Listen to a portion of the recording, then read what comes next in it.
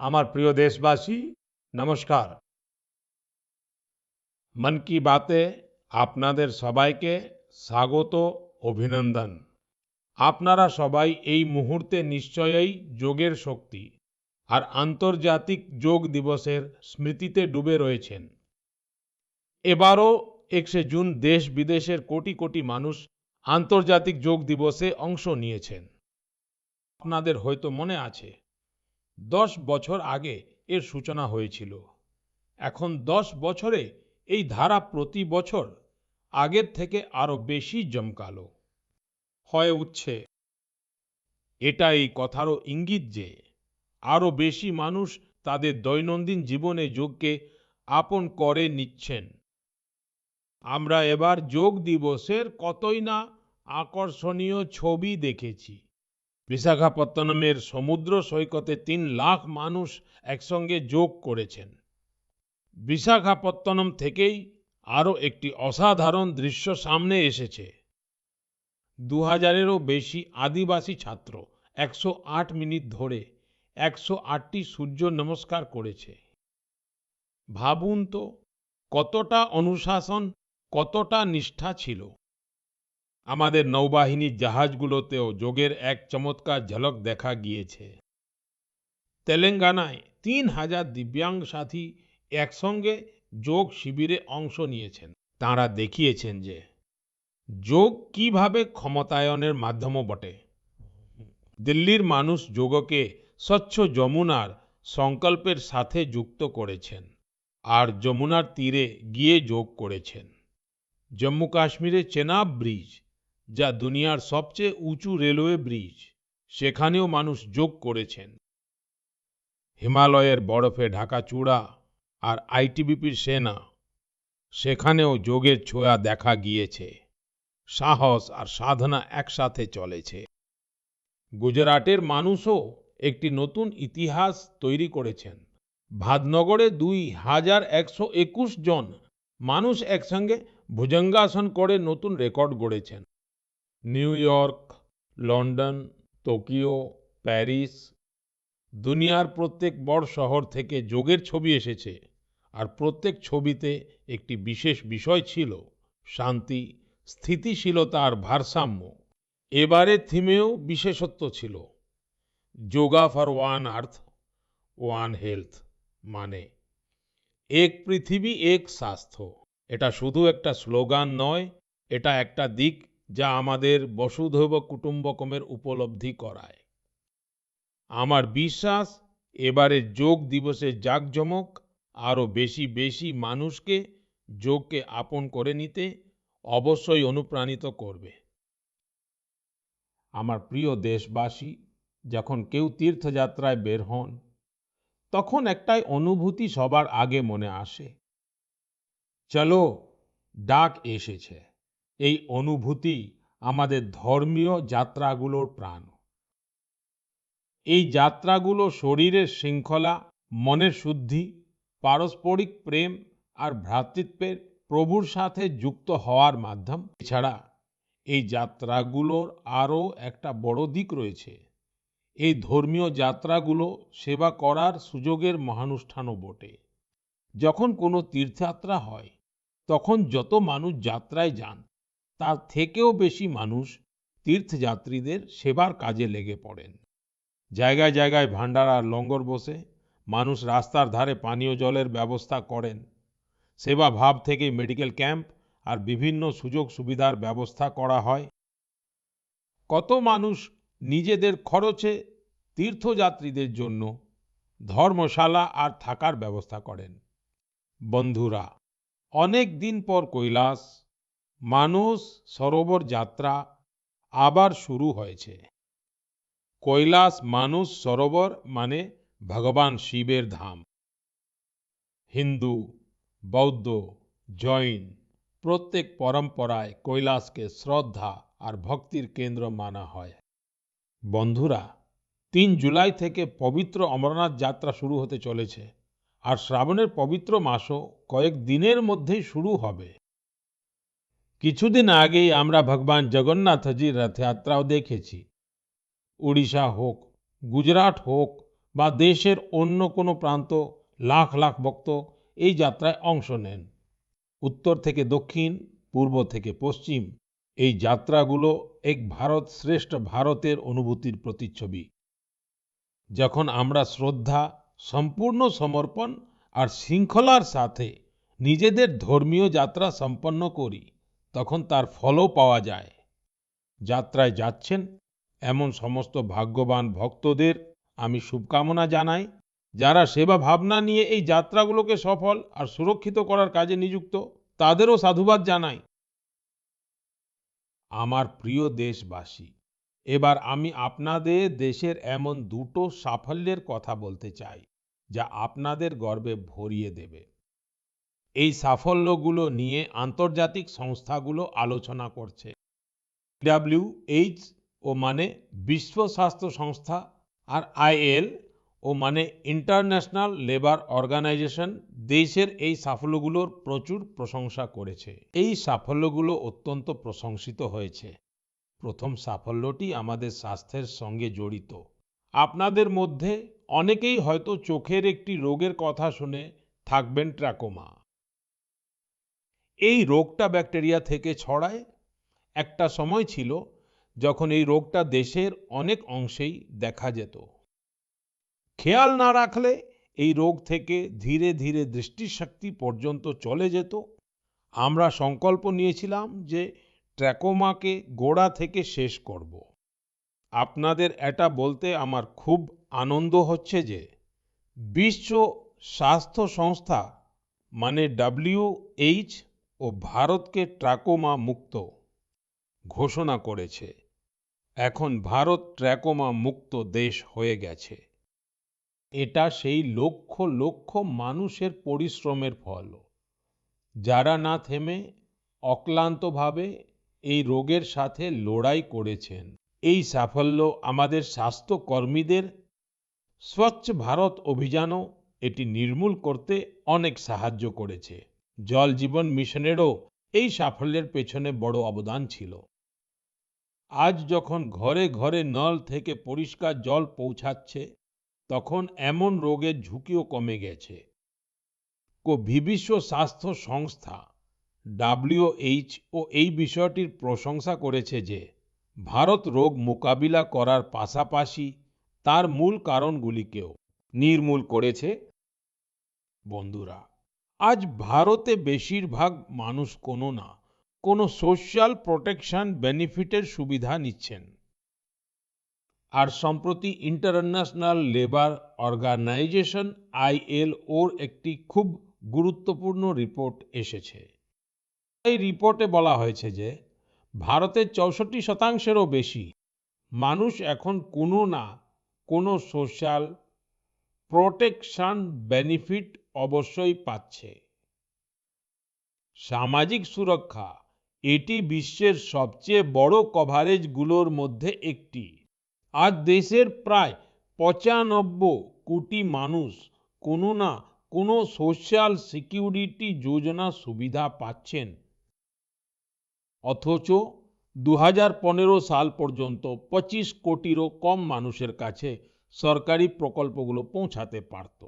বন্ধুরা, ভারতের স্বাস্থ্য থেকে শুরু করে সামাজিক সুরক্ষা পর্যন্ত প্রত্যেক ক্ষেত্রে দেশ স্যাচুরেশনের ভাবনা থেকে এগিয়ে চলেছে। এটি সামাজিক ন্যায় বিচারেরও একটি চমৎকার ছবি। এই সাফল্যগুলো একটি বিশ্বাস জাগিয়েছে যে আগামী সময় আরো ভালো হবে। প্রত্যেক পদক্ষেপে ভারত আরো শক্তিশালী হবে। আমার প্রিয় দেশবাসী, জন অংশগ্রহণের শক্তি দিয়ে বড় বড় সংকট মোকাবিলা করা সম্ভব। আমি আপনাদের একটি অডিও শোনাচ্ছি। এই অডিওতে আপনারা সেই সংকটের ভয়াবহতা আন্দাজ করতে পারবেন। সেই সংকট কতটা বড় ছিল, আগে সেটা শুনুন, বুঝুন। आखिर ये जो जुल्म हुआ 2 साल तक, जुल्म तो 5-7 साल से शुरू हो गया था, मगर वो शिखर पर पहुंच गया है 2 साल में, जब इमरजेंसी लोगों पर ठोक दी और अमानुषी बर्ताव लोगों के साथ किया गया।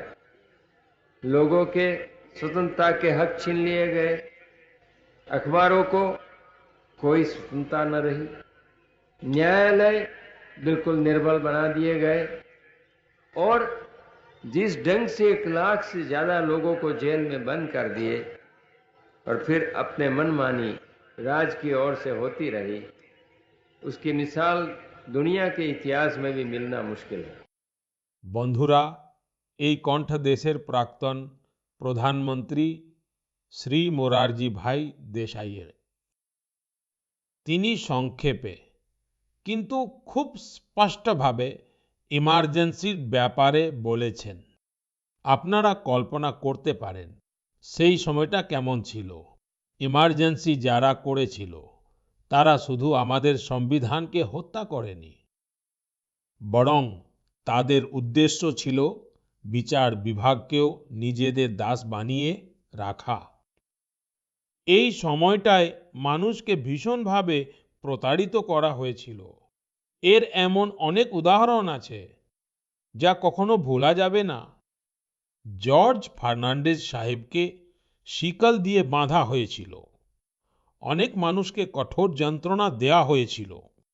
মিসার অধীনে যে কাউকে এমনি গ্রেপ্তার করা হতো।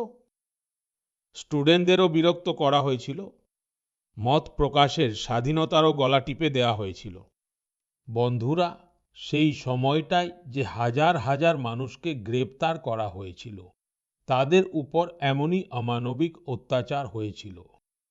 কিন্তু এটা ভারতের জনগণের ক্ষমতা, তারা নত হয়নি, ভেঙে পড়েনি, আর গণতন্ত্রের সাথে কোনো আপোস করেনি।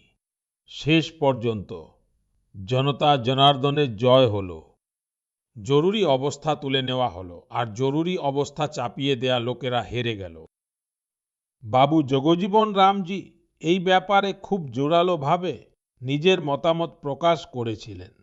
बहनों और भाइयों, पिछला चुनाव चुनाव नहीं था, भारत की जनता का एक महान अभियान था। उस समय के परिस्थितियों को बदल देने का, तानाशाही के धारा को मोड़ देने का और भारत में प्रजातंत्र की बुनियाद को मजबूत कर देने का। অটলজিও তখন তার নিজস্ব ভঙ্গিতে যা বলেছিলেন সেটাও আমাদের অবশ্যই শোনা উচিত। बहन और भाइयों, देश में जो कुछ हुआ उसे केवल चुनाव नहीं कह सकते। एक शांतिपूर्ण क्रांति हुई है। लोक शक्ति की लहर ने लोकतंत्र की हत्या करने वालों को इतिहास के कूड़ेदान में फेंक दिया है। বন্ধুরা, দেশের উপর জরুরি অবস্থা চাপানোর 50 বছর কিছুদিন আগেই পূর্ণ হয়েছে। আমরা দেশবাসী সংবিধান হত্যা দিবসও পালন করেছি।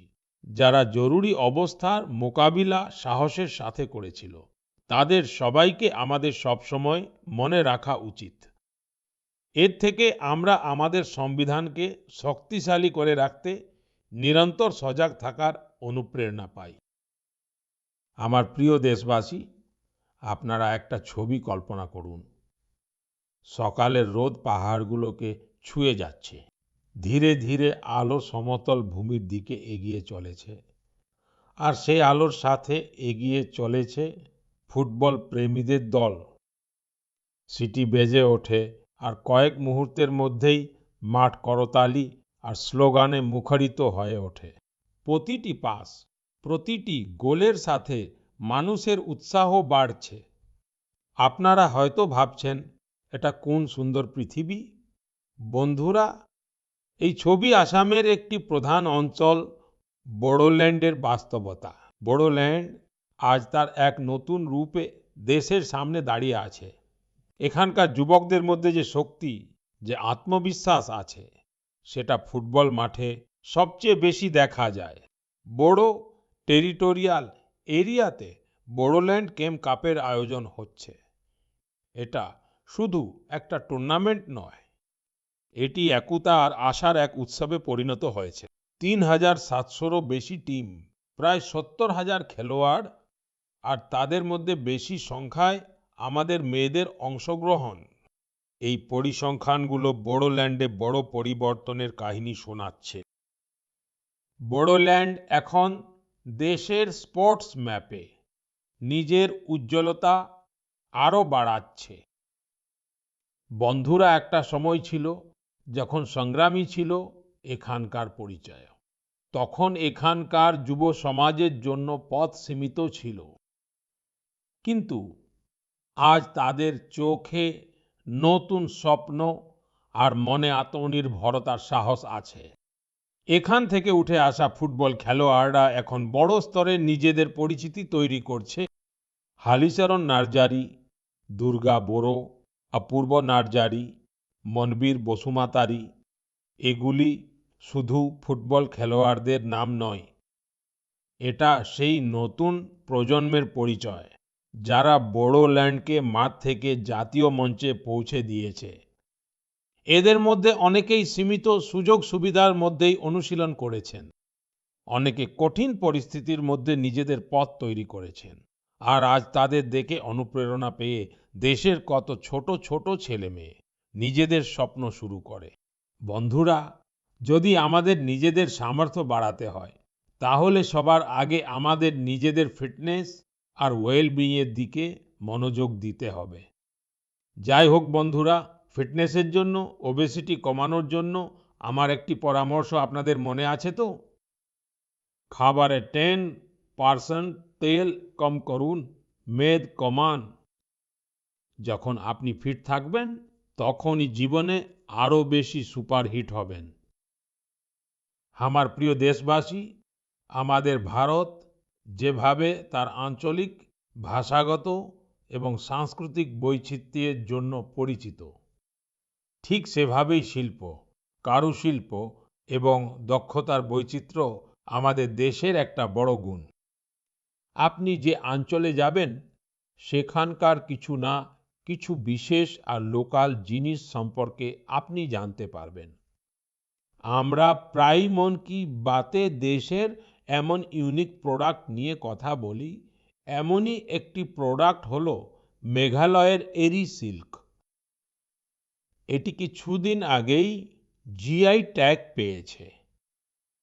এরি সিল্ক মেঘালয়ের একটি ঐতিহ্যের মতো। এখানকার উপজাতিরা, বিশেষ করে খাসি সমাজের মানুষজন, প্রজন্মের পর প্রজন্ম ধরে এটিকে বাঁচিয়ে রেখেছে আর নিজেদের দক্ষতা দিয়ে এটিকে সমৃদ্ধ করেছে। এই সিল্কের এমন অনেক বৈশিষ্ট্য আছে যা এটিকে বাকি ফ্যাব্রিক থেকে আলাদা করে তোলে। এর সবচেয়ে বিশেষ বিষয় হলো এটিকে বানানোর পদ্ধতি। যে রেশম পোকা এই সিল্ক তৈরি করে, সেটি পাওয়ার জন্য পোকাগুলোকে মারা হয় না, তাই এটিকে অহিংসা সিল্কও বলা হয়। আজকাল পৃথিবীতে এমন প্রোডাক্টের ডিমান্ড দ্রুত বাড়ছে যাতে হিংসা নেই আর প্রকৃতির উপর তাদের কোনো খারাপ প্রভাব পড়ে না। তাই মেঘালয়ের এরি সিল্ক গ্লোবাল মার্কেটের জন্য একটি পারফেক্ট প্রোডাক্ট। এর আরো একটি বিশেষত্ব হলো এই সিল্ক শীতে গরম রাখে আর গরমে ঠান্ডা অনুভূতি দেয়। এই গুণ এটিকে বেশিরভাগ জায়গার জন্য উপযোগী করে তোলে। মেঘালয়ের মহিলারা এখন সেলফ হেল্প গ্রুপের মাধ্যমে নিজেদের এই ঐতিহ্যকে আরো বড় স্কেলে এগিয়ে নিয়ে চলেছে। আমি মেঘালয়ের মানুষকে এরি সিল্কে জিআই ট্যাগ পাওয়ার জন্য অভিনন্দন জানাচ্ছি। আমি আপনাদের সবার কাছেও অ্যাপিল করব, আপনারাও এরি সিল্কের তৈরি পোশাক অবশ্যই ট্রাই করুন। আর হ্যাঁ, khadi, handloom, handicraft, vocal for local, এগুলো আপনাদের সবসময় মনে রাখতে হবে। ক্রেতারা ভারতে তৈরি প্রোডাক্টই কিনুন আর ব্যবসায়ীরা ভারতে তৈরি প্রোডাক্টই বিক্রি করুন। তাহলে আত্মনির্ভর ভারত অভিযান নতুন শক্তি পাবে। আমার প্রিয় দেশবাসী, উন্নয়ন লেড গ্রোথ মন্ত্র ভারতের নতুন ভবিষ্যৎ গড়তে প্রস্তুত। আমাদের মায়েরা, বোনেরা, মেয়েরা আজ শুধু নিজেদের জন্য নয়, বরং পুরো সমাজের জন্য নতুন দিশা তৈরি করছেন। তেলেঙ্গানার ভদ্রাচলমের মহিলাদের সাফল্যের কথা জানলে আপনাদেরও ভালো লাগবে। এই মহিলারা একসময় খেতে কাজ করতেন, রোজগারের জন্য সারাদিন পরিশ্রম করতেন। আজ সেই মহিলারাই মিলেটস, শ্রী অন্ন দিয়ে বিস্কুট তৈরি করছেন। ভদ্রাদ্রি মিলেট ম্যাজিক নামে এই বিস্কুটগুলো হায়দ্রাবাদ থেকে লন্ডন পর্যন্ত যাচ্ছে। ভদ্রাচলমের এই মহিলারা সেলফ হেল্প গ্রুপে যুক্ত হয়ে ট্রেনিং নিয়েছেন। বন্ধুরা, এই মহিলারা আরো একটা প্রশংসনীয় কাজ করেছেন। তারা গিরি স্যানিটারি প্যাড তৈরি করা শুরু করেছেন। মাত্র 3 মাসে তারা 40,000 প্যাডস তৈরি করেন।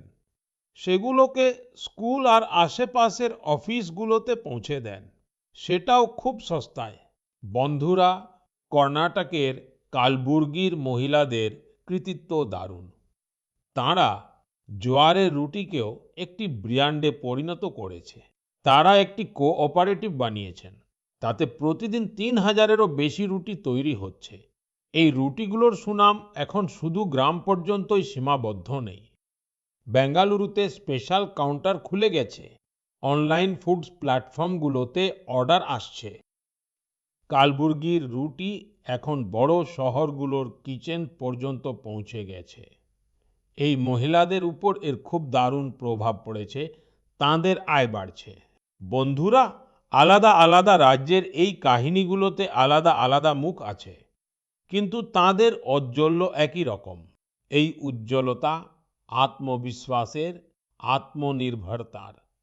এমনই একটা মুখ হলো মধ্যপ্রদেশের সুমা উইকে। সুমা জির প্রচেষ্টা খুব প্রশংসনীয়। উনি বালাঘাট জেলার কাটঙ্গি ব্লকে সেলফ হেল্প গ্রুপে যোগ দিয়ে মাশরুম চাষ আর পশুপালনের ট্রেনিং নিয়েছিলেন। এটার থেকে উনি আত্মনির্ভরতার পথ পেয়ে গেলেন। সুমা উইকের আয় বাড়লে উনি নিজের কাজও বাড়িয়েছেন। ছোট একটা চেষ্টায় শুরু হওয়া এই সফর এখন দিদি ক্যান্টিন আর থার্মাল থেরাপি সেন্টার পর্যন্ত পৌঁছে গেছে। দেশের কোনায় কোনায় এমন অসংখ্য মহিলা নিজেদের আর দেশেরও ভাগ্য বদলাচ্ছেন।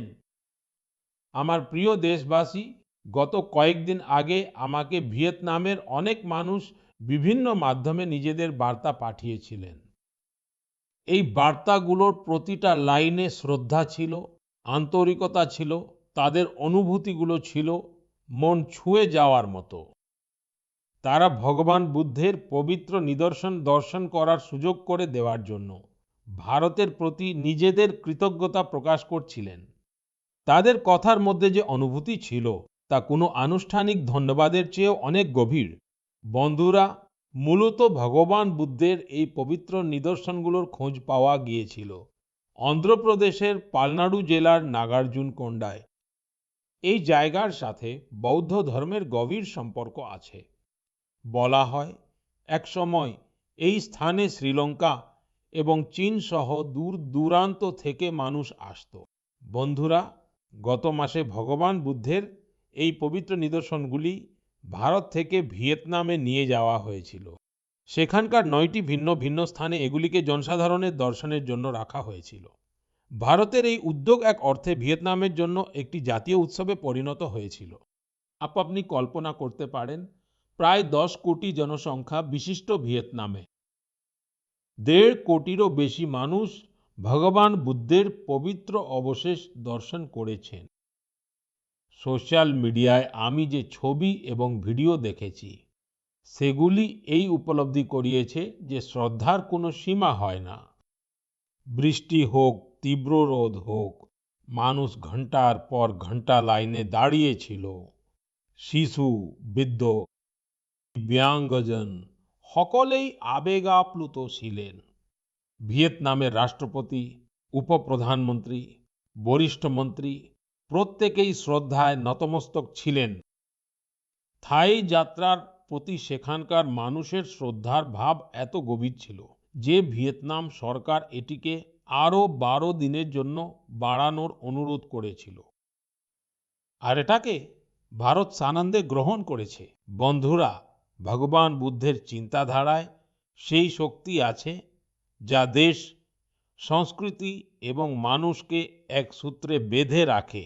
এর আগে ভগবান বুদ্ধের পবিত্র অবশেষ থাইল্যান্ড এবং মঙ্গোলিয়াতে নিয়ে যাওয়া হয়েছিল এবং সেখানেও শ্রদ্ধার এই একই অনুভূতি দেখা গিয়েছিল। আমার আপনাদের সবার কাছেও অনুরোধ যে নিজেদের রাজ্যের বৌদ্ধ স্থানগুলোতে অবশ্যই ভ্রমণ করুন। একটা আধ্যাত্মিক অভিজ্ঞতা হবে, পাশাপাশি আমাদের সাংস্কৃতিক ঐতিহ্যের সাথে যুক্ত হওয়ার একটি সুন্দর সুযোগও তৈরি হবে। প্রিয় দেশবাসী, এই মাসে আমরা সবাই বিশ্ব পরিবেশ দিবস পালন করলাম। আমি আপনাদের হাজার হাজার বার্তা পেয়েছি। অনেক মানুষ তাদের আশেপাশে থাকা সেই বন্ধুদের সম্পর্কে জানিয়েছে যারা একাই পরিবেশ বাঁচানোর জন্য বেরিয়ে পড়েছিল এবং তারপর তাদের সাথে পুরো সমাজ যুক্ত হয়েছিল। আমাদের পৃথিবীর জন্য সবার এই অবদানই বড় শক্তি হয়ে উঠছে। পুনের শ্রী রমেশ খরমালে জির কাজগুলো জেনে আপনারা অনেক অনুপ্রেরণা পাবেন। যখন সপ্তাহের শেষে মানুষজন আরাম করে, তখন রমেশজি আর তার পরিবার কোদাল আর বেলচা নিয়ে বেরিয়ে পড়েন। জানেন কি তারা কোথায় যান? জুন্নারের পাহাড়ের দিকে। রোদ হোক বা উঁচু চড়াই, তাদের পা থামে না। তারা ঝোপঝাড় পরিষ্কার করেন, জল আটকানোর জন্য ট্রেঞ্চ খোদাই করেন আর বীজ রোপণ করেন। তারা মাত্র 2 মাসেই 70টা ট্রেঞ্চ বানিয়ে ফেলেছেন। রমেশজি অনেক ছোট ছোট পুকুর বানিয়েছেন, শত শত গাছ লাগিয়েছেন। তিনি একটা অক্সিজেন পার্কও বানাচ্ছেন। এর ফলে এখানে এখন পাখিরা ফিরতে শুরু করেছে। বন্যপ্রাণ নতুন করে প্রাণ ফিরে পাচ্ছে। বন্ধুরা, গুজরাটের আহমেদাবাদ শহরে পরিবেশের জন্য আরও একটা সুন্দর উদ্যোগ দেখা গেছে। এখানে নগর নিগম মিশন ফর মিলিয়ন ট্রিজ অভিযান শুরু করেছে। এর লক্ষ্য হলো লক্ষ লক্ষ গাছ লাগানো। এই অভিযানের একটা বিশেষ দিক হলো সিন্দুর বন। এই বন অপারেশন সিন্দুরের বীরদের উৎসর্গ করা হয়েছে। সিন্দুরের গাছ সেই বীরদের স্মৃতিতে লাগানো হচ্ছে, যারা দেশের জন্য সবকিছু উৎসর্গ করেছেন। এখানে আরো একটি অভিযানকে নতুন গতি দেয়া হচ্ছে, যার নাম এক পেড় মা কে নাম। এই অভিযানের অধীনে দেশে কোটি কোটি গাছ লাগানো হয়েছে। আপনিও আপনার গ্রাম বা শহরে চলা এমন অভিযানে অবশ্যই অংশ নিন। গাছ লাগান, জল বাঁচান, পৃথিবীর সেবা করুন। কারণ যখন আমরা প্রকৃতিকে বাঁচাই, তখন প্রকৃতপক্ষে আমরা আমাদের ভবিষ্যৎ প্রজন্মকে সুরক্ষিত করি। বন্ধুরা, মহারাষ্ট্রের একটা গ্রামও খুব দারুণ নজির তৈরি করেছে। ছত্রপতি সম্ভাজি নগর জেলার গ্রাম পঞ্চায়েত পাটোদা। এটা কার্বন নিউট্রাল গ্রাম পঞ্চায়েত। এই গ্রামে কেউ নিজের বাড়ির বাইরে আবর্জনা ফেলে না। প্রত্যেক বাড়ি থেকে আবর্জনা সংগ্রহ করার পুরো ব্যবস্থা আছে। এখানে নোংরা জলের ট্রিটমেন্টও হয়। পরিষ্কার না করে কোনো জল নদীতে যায় না। এখানে ঘুঁটে দিয়ে শেষকৃত্য হয়, আর সেই ছাই দিয়ে মৃত ব্যক্তির নামে গাছ লাগানো হয়। এই গ্রামে পরিষ্কার পরিচ্ছন্নতাও দেখার মতো। ছোট ছোট অভ্যাস যখন সম্মিলিত সংকল্প হয়ে ওঠে, তখন বড় পরিবর্তন ঘটা নিশ্চিত হয়ে যায়। আমার প্রিয় সাথীরা, এই মুহূর্তে সকলের নজর ইন্টারন্যাশনাল স্পেস সেন্টারের দিকেও। ভারত এক নতুন ইতিহাস গড়েছে। আমার কাল গ্রুপ ক্যাপ্টেন শুভ্রাংশু শুক্লার সাথে কথা হয়েছে। আপনারাও শুভ্রাংশুর সাথে আমার কথোপকথন নিশ্চয়ই শুনেছেন। এখন শুভ্রাংশুকে আরো কিছুদিন ইন্টারন্যাশনাল স্পেস সেন্টারে থাকতে হবে। আমরা এই মিশন নিয়ে আরো কথা বলবো। তবে মন কি বাতের পরের এপিসোডে। এখন সময় হয়েছে এই এপিসোডে আপনাদের কাছ থেকে বিদায় নেওয়ার। কিন্তু বন্ধুরা, যেতে যেতে আমি আপনাদের একটা বিশেষ দিনের কথা মনে করিয়ে দিতে চাই। 1 জুলাই। পরশু মানে 1 জুলাইতে আমরা দুটো খুব গুরুত্বপূর্ণ পেশার সম্মান জানাই, ডাক্তার এবং সিএ। এই দুজনই সমাজের এমন দুই স্তম্ভ যারা আমাদের জীবনকে আরো ভালো করে তোলে। ডাক্তাররা আমাদের স্বাস্থ্যের রক্ষক, আর সিএরা আর্থিক জীবনের পথপ্রদর্শক। সমস্ত ডাক্তারদের আর চার্টার্ড অ্যাকাউন্টেন্টদেরকে আমার অনেক অনেক শুভকামনা। বন্ধুরা, আপনাদের পরামর্শের জন্য আমি সবসময় অপেক্ষা করি। মন কি বাতের পরের এপিসোড আপনাদের এই পরামর্শগুলো দিয়েই আরো সমৃদ্ধ হবে। আবার দেখা হবে নতুন কথা নিয়ে, নতুন প্রেরণা নিয়ে, দেশবাসীদের নতুন সাফল্য নিয়ে। অনেক অনেক ধন্যবাদ। নমস্কার।